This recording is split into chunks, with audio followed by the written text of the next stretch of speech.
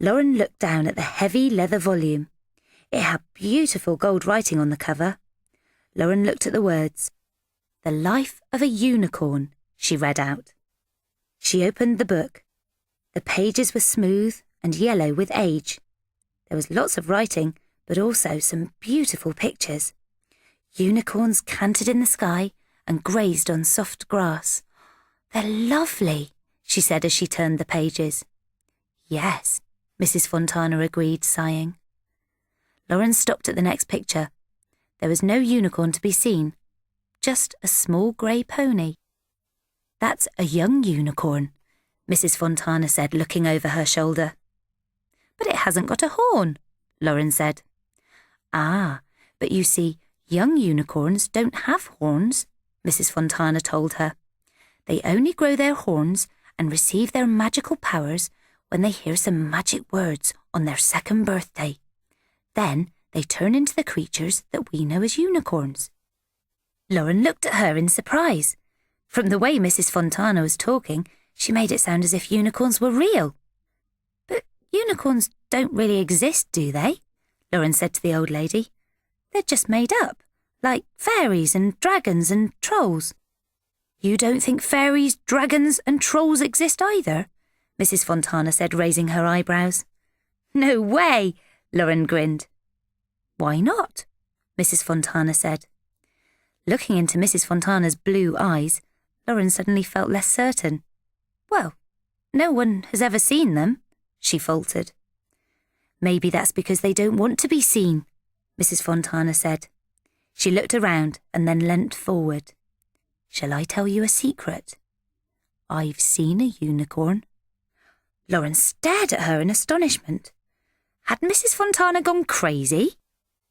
Mrs. Fontana seemed to read her mind. "Oh, I'm not mad, dear," she said with a smile.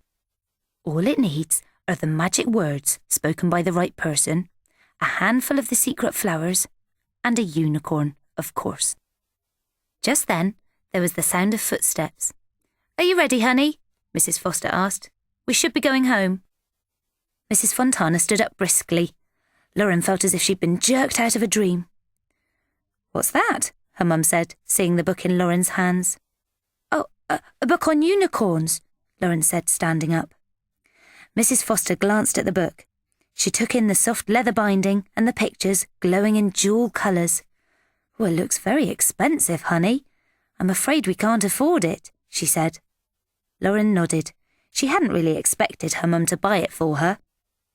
"I'd like you to have it," Mrs. Fontana said softly. Lauren looked at her in astonishment. The old lady smiled. "Think of it as a gift to welcome you to the town." "But Mrs. Fontana, that's way too generous," Mrs. Foster began. "Not at all," said Mrs. Fontana. "It's a very special book and it needs a good home. Something tells me that Lauren will look after it." "Oh, I will," Lauren gasped. "Thank you, Mrs. Fontana." She took the book in her hands and held it close to her.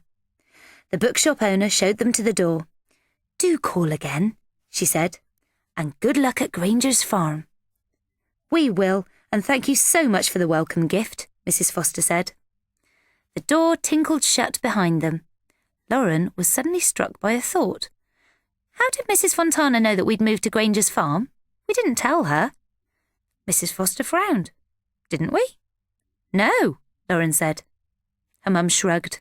"Oh well, it's a small town. News has probably got around. Now, come on. Dad and Max will be wondering where we are." They got into the car. As her mum started the engine, Lauren looked back once more at the bookstore. Walter, the little dog, was sitting in the window, staring out. It looked just as if he was smiling at them.